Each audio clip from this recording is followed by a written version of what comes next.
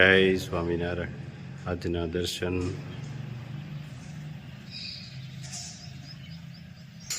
જય ગજાનંદ ગણપતિ મહારાજ, જય કષ્ટભંજન દેવ. સ્વામિનારાયણ.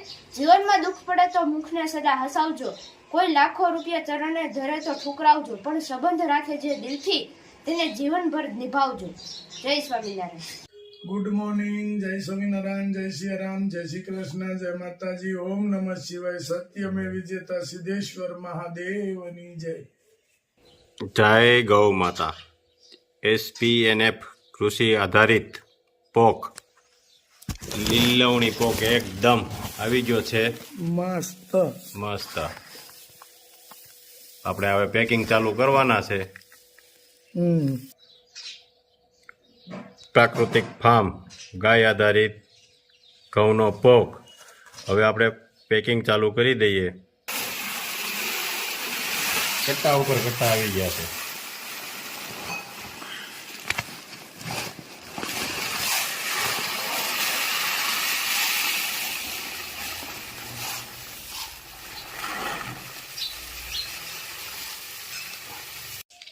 કિલોના પેકિંગમાં પેકિંગ ચાલુ થઈ ગયા છે.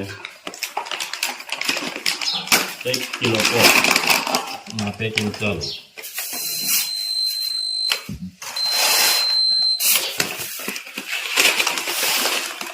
એકદમ લીલવણી મસ્ત મજાનું જાદરવી.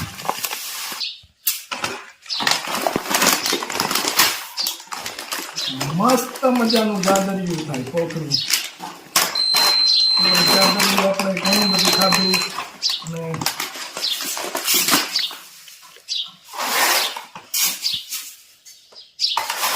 એકદમ લીલવણી. મશીન સાફ કરાવેલો સાવ ક્લીન, મશીન ક્લીન.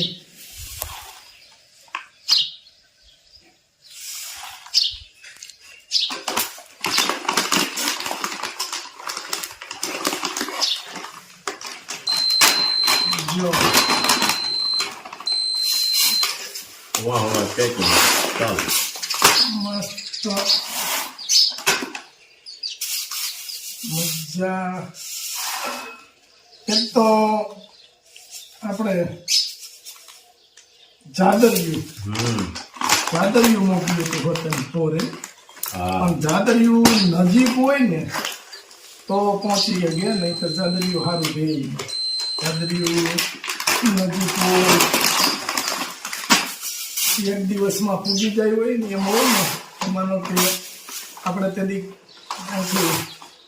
સાંજે મોકલ્યું હતું કાંઈ બનાવી બચમાં, તો સવારે ત્યાં પહોંચી ગયું હતું. આપણે આગળ બતાવ્યું હતું ઘઉં ને બધું. એકથી ઠેઠ ઊંધીને આખી પોક તૈયાર થઈને આવી. ત્યાં અને હવે જેને ઓર્ડર આપવા હોય એને ઓર્ડર ચાલુ આપી શકે છે. ઓર્ડર આપવા માટે અમારો નંબર 9903313006. નિયમ શું છે રાજુ? કોઈ પણ વસ્તુ આપણે આવે તો પેલા મંદિરે, પછી બીજે આપણે આપવાનું ચાલુ કરીએ છીએ. ઠાકોરજીને ધરાવી દેવાનો.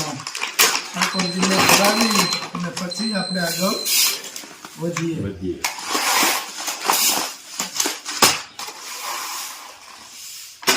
આ વખતે બધા લોકોની માગણી હતી કે આખું વર્ષ પોક મળે એવું કરજો તમે. પેલું પેકિંગ થાય ને એ અલગ જ પડી જાય મંદિર માટેનું.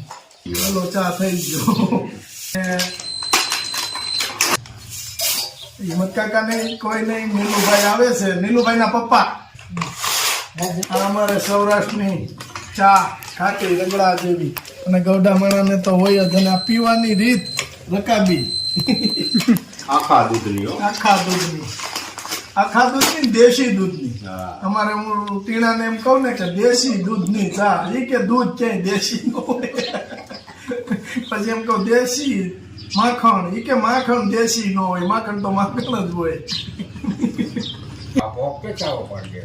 મને રકાબીમાં ઓછી ફાવે, એટલે મારે તો કપ જ. હું પહેલેથી સવારમાં ખાવ તો કપ, અને ગમે ત્યાં ચા પછી જો કે ક્યાંક બહાર ગયા હોય તો પી લઈએ એમ.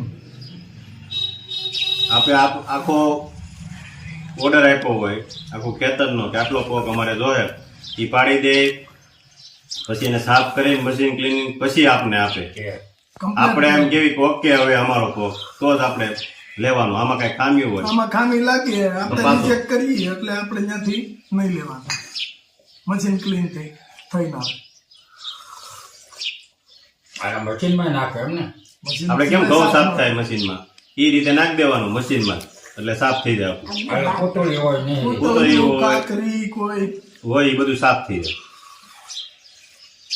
અને આજ હજી આટલો કમ્પ્લીટ કરી રહ્યા. જેમ સાફ થતો જાય એમ આવતો જાય. હા ને ઓલા 2 કટ્ટા 100 કિલો સાફ કરી રહ્યા. હવે પાછું ઈ કે આટલું થોડાક દી ખમો ત્યાં પાછો એટલો એ પોક જ છે. હવે બધો પોક જ કટાવ આવ્યા જ કરશે. હવે કટ્ટા ચાલુ જ રહે પગના. ભરાઈ ગયો એટલે કટા ભરી ભરીને કમ્પ્લીટ કરવા પડે પાછા. પેકિંગ હા, કેમ કે પછી અહીં ઢગલો થાય એવું નહીં. કટો ભરાઈ ગયો, કટો ભરીને મૂકી દેવાનો, પછી કાઢી લેવાનો. અત્યારે અહીંયા કામ કરીએ છીએ. પેકિંગ થઈ ગયા એમ કોથળા ભરતા જવાના મૂકતા જવાના. ઢગલો નથી રાખવો આપણે. વાં કમ્પ્લીટ કરવાનું બધું. કેમ કે કટો ભરાય એટલે મૂકી જ દેવાનો. આ 5 કિલોનું પેકિંગ. કોઈને 5 કિલોનો ઓર્ડર આપવો હોય તો 5 કિલોનું પેકિંગ 5 કિલો માટે સ્પેશિયલ. એટલે ઘણા બધા આપણે ઓર્ડર છે એવા હોતા એટલે 5 કિલોનું પેકિંગ કરી. આજે કે અમારા મિત્ર મિનેશભાઈ પટેલ જે અમેરિકામાં રહે છે, કેલિફોર્નિયાની અંદર રહે છે, એનું એ ધામમાં ગયા છે. પણ નિમેશભાઈ ધામમાં ગયા એ અમને બહુ બધું દુઃખ છે કે અમારા વડીલ કે મોટા ભાઈ તરીકે અમારું ધ્યાન રાખતા. અને જ્યારે કે આપણે આ બિઝનેસ અલગ કર્યો ત્યારે અમારી પાસે કોઈ એવું રસ્તો નહોતો કે આપણે શું કરશું એવા વિચાર કરતા હતા. ત્યારે અમને ભરપૂર માત્રામાં હિંમત આપી અને કોઈ પણ સપોર્ટની જરૂર હોય તો નિમેશભાઈ ખડે પગે ઊભા હતા. અને એટલું બધું કે રોજે એનો કાયમિક કોલ આવે અને કાયમિક એને સમય ન હોય છતાં કે આપણી જોડે 15 થી 20 મિનિટ 25 મિનિટ વાત કરતા. અને ઓચિતાનું કે ભગવાનના ઘરનું તેડું આવ્યું અને નિમેશભાઈ કાલે ધામમાં ગયા છે. તો અંદરથી દુઃખ ઘણું બધું થાય છે. કારણ કે અમે એક ગણીએ તો અમારો એ જમણો હાથ હતા. અને જે આપણા વડીલો કે જે આપણું ધ્યાન રાખે, આપણા મોટા ભાઈ છે, આપણા કાકા છે, આપણા પપ્પા છે, એ રીતે સખત હર ઘડી હર પલ અમારી જોડે રહેતા. અને કાંઈ પણ મૂંઝવણ હોય એટલે તરત એમાંથી અમને બહાર કાઢે અને સાચી સલાહ આપતા. એ રીતનું એનું કામ હતું.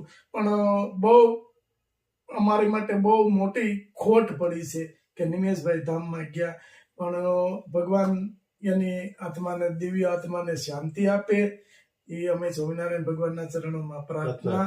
અને કે ભાઈ એની આવડતા એટલી જ હશે કે માયા લગાડીને જતા રહ્યા. એટલે આ તો જેમ કે આપણા ઘરના પરિવાર હોય એવી રીતે અમને એ રાખતા. આણંદમાં એમનું પોતાનું ઘર હતું, ત્યાં અમને તેડાવ્યા હતા, ત્યાં અમે ગયા હતા. પણ સગા ભાઈઓની ગોળી. અને નિમેશભાઈની એક બહુ ઈચ્છા હતી કે મારે ચલાળા આવવું છે, થોડાક દિવસ ત્યાં રહેવું છે મારે, અને બાના હાથના રોટલા ખાવા છે.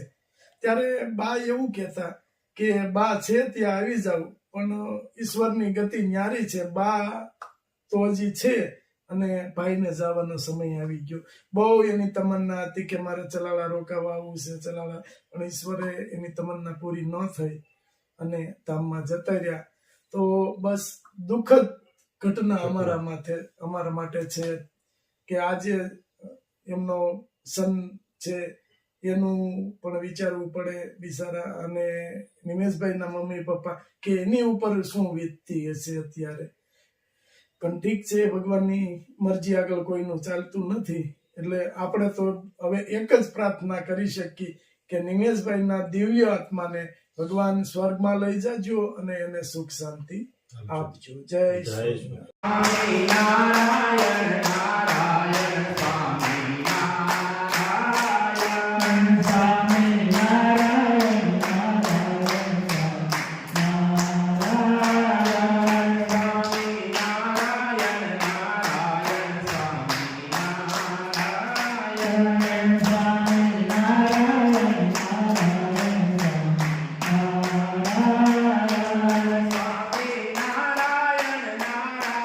સ્વામિનારાયણ